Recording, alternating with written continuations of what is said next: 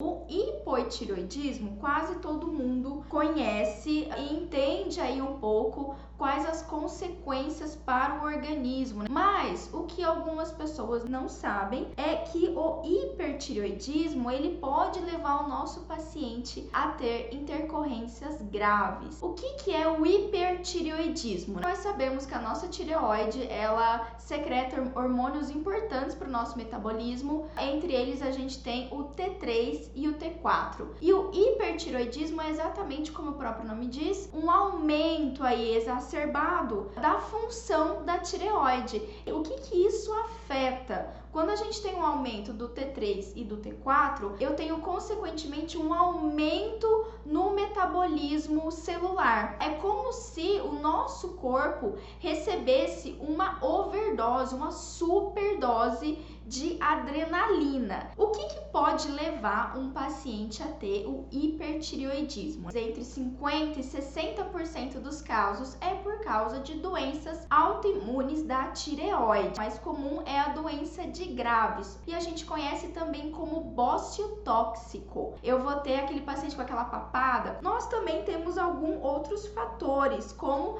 a tireoidite, que é uma inflamação aguda da tireoide. Um paciente ele pode também desenvolver algum tipo de neoplasia, de tumor na tireoide. Pode ser um tumor benigno, como o adenoma tireoideo, como também pode ser um maligno, coriocarcinoma. Outro tipo também de doença que pode levar é a doença de Plummer, é um tipo também de doença autoimune. E por último, não menos importante, inclusive isso é interessante para a gente conversar com aqueles nossos pacientes que fazem uso de suplementação, a galera aí maromba, do crossfit, da academia. Quando o paciente faz uso abusivo, excessivo de iodo, exatamente para estimular ali o metabolismo da tireoide, para aumentar o metabolismo e consequentemente emagrecer, como também os pacientes que fazem uso de medicação para hipotireoidismo, o uso exacerbado dessas medicações para controle da hipo, acabar levando para uma hiper. E quais são aí os principais sintomas que eu vou ter de um paciente com hipertireoidismo? Os sintomas mais comuns que eu vou ter estão relacionados exatamente a esse estresse metabólico, nervosismo, fadiga muscular, taquicardia ou palpitação, arritmias. Além disso, o paciente pode ter uma intolerância ao calor e, consequentemente, também pode ter uma perda de peso. Também pode ocorrer, dependendo do quadro, da gravidade desse paciente, a exoftalmia, aquele paciente que tem os olhos arregalados, o aumento aqui da tireoide, consequentemente aquela papada, né, o bócio. O paciente pode apresentar sudorese noturna, exatamente por esse aumento do metabolismo, e também características de pele diferente. A pele vai ficar mais grossa, mais úmida por causa da sudorese. Existem também outras comorbidades, e aí é importante pra gente, na hora do tratamento odontológico, quando eu estou ali investigando o meu paciente, ele falou pra mim, doutor, eu tenho hipertireoidismo. Você precisa investigar, e já é uma dica que eu dou. Tem outras, comorbidades que são características desse tipo de patologia. Primeiro é que esse paciente tem um risco aumentado para diabetes. Como existe um estresse metabólico, isso também pode desencadear alterações ali no pâncreas e na produção de insulina. Então, o paciente tem um risco maior, pode ter uma tendência a ter diabetes. Além disso, o paciente também pode ter a tendência à hipertensão. Se a gente parar para pensar que o T3 e o T4 regula lá o sistema nervoso simpático, o sistema nervoso simpático regula a nossa pressão arterial. Outra situação também pode ocorrer é o paciente apresentar o colesterol baixo, mas isso não é bom quanto parece, porque tanto ele vai diminuir o colesterol, do colesterol ruim, mas ele pode ter diminuição do colesterol bom, e o colesterol bom é muito importante para o metabolismo do nosso organismo, inclusive os hormônios sexuais. Outro tipo também aí de alteração importante, comorbidade que pode estar relacionada, é a trombocitopenia, o paciente apresentar uma queda, uma diminuição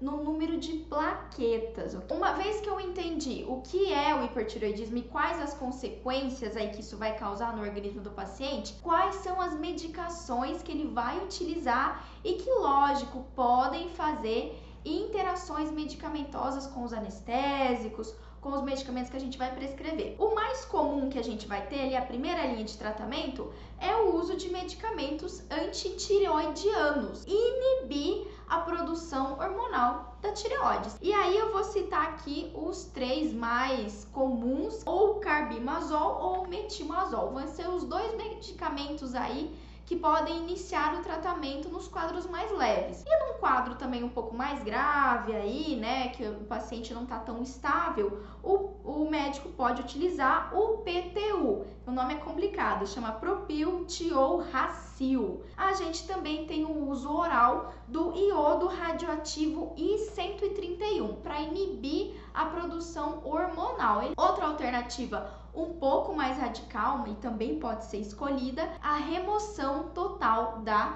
tireoide de forma cirúrgica. O médico vai lá, faz uma incisão, remove a tireoide e vai, lógico, suprimir aí esse quadro de hipertireoidismo. Pode levar o paciente a um quadro de hipotireoidismo, mas aí o paciente vai fazer suplementação hormonal para compensar essa ausência. Outro medicamento que pode ser utilizado são os beta-bloqueadores. Os beta-bloqueadores, na verdade, vão ser usados para controlar as comorbidades relacionadas a hipertireoidismo, como eu falei, a hipertensão, palpitações, taquicardias. Qual é, então, a minha principal preocupação como dentista na hora de atender um paciente com esse quadro? Toda vez que a gente pegar um paciente com hipertireoidismo, tem uma coisa básica que precisa estar aqui. É isso que eu quero que vocês guardem de mais importante hoje. Se o quadro desse paciente está instável ou estável. Um quadro estável é o paciente que tem a doença,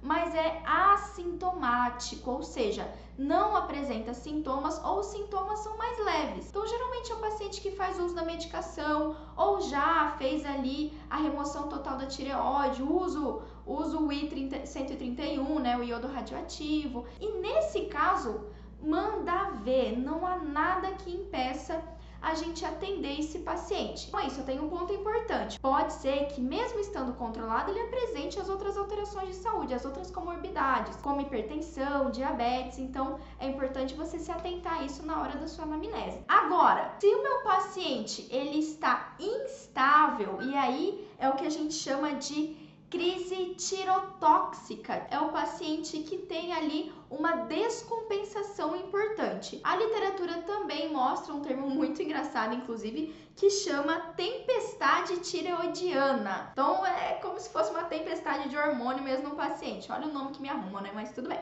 Aí sim eu vou precisar fazer algumas alterações de manejo importantes. 4 pontos mais importantes que a gente tem que se atentar. Primeiro, a gente tem que saber se esse paciente não tem um histórico aí de hipertensão, de angina, de arritmia.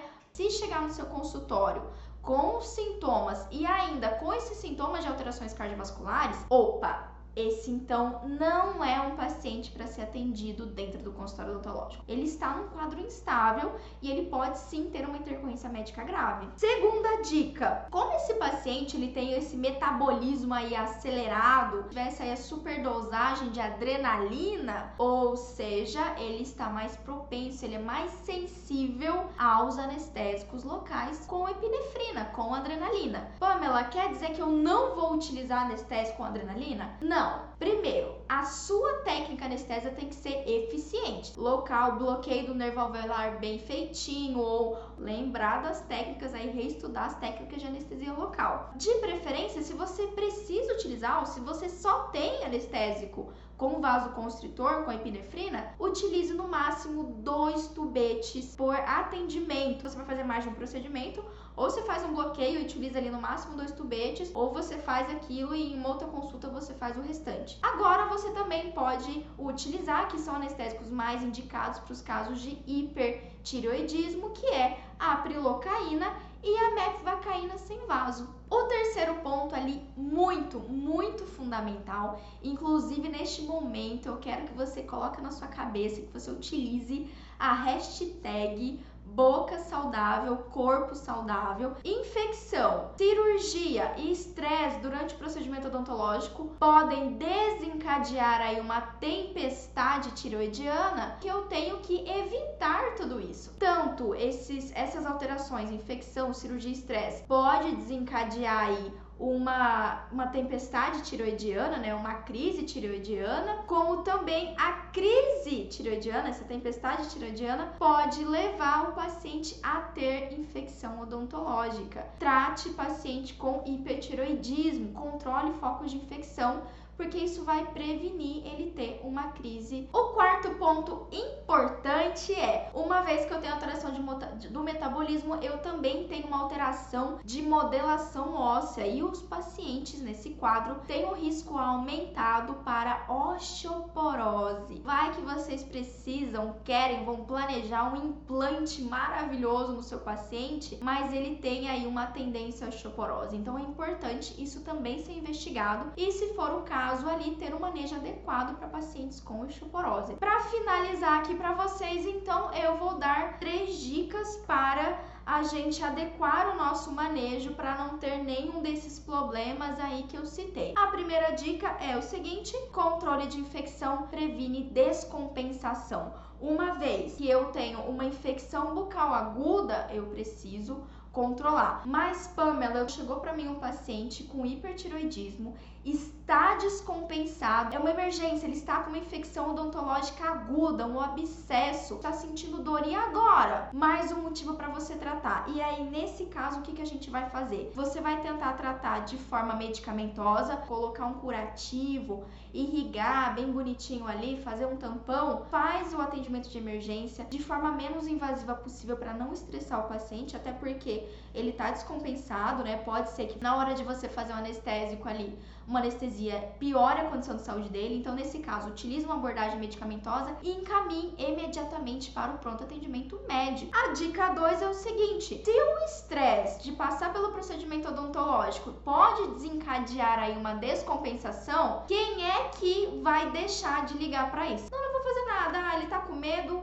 vou rezar para o paciente controlar o próprio medo. Ele tem que controlar, ele tem que enfrentar. Pois é, todo mundo tem medo de dentista, e se esse estresse desencadeia, descompensa, é lógico que é indicado para esses pacientes o controle medicamentoso de ansiedade, fazer uma sedação leve. Verifica apenas as interações medicamentosas para o sedativo que você escolher, não interagir com os medicamentos que os pacientes usam. E por último, é fundamental você reconhecer os sinais da tempestade tireoidiana. Pô, ele é um paciente que tá com nervosismo, com fadiga muscular, ele é um paciente com exoftalmia, toda aquela característica, pressão alta, diabetes, e ele começar a apresentar febre, dor abdominal ou delírio, confusão mental, atenção, ele está entrando numa crise tireoidiana. Então não atenda realmente no consultório odontológico. Se for um caso de urgência, encaminhe para o hospital. Então é isso, Doc. Esse foi mais um vídeo sobre manejo odontológico.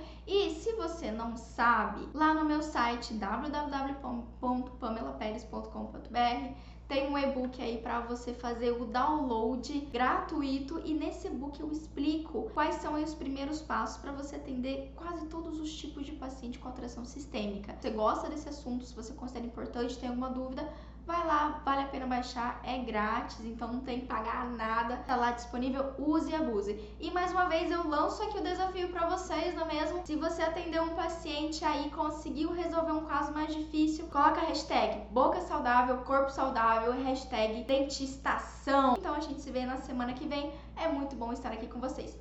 Um beijão! É a Eita, olha eu travando aqui na palavra. Vamos lá, tireoidectomia.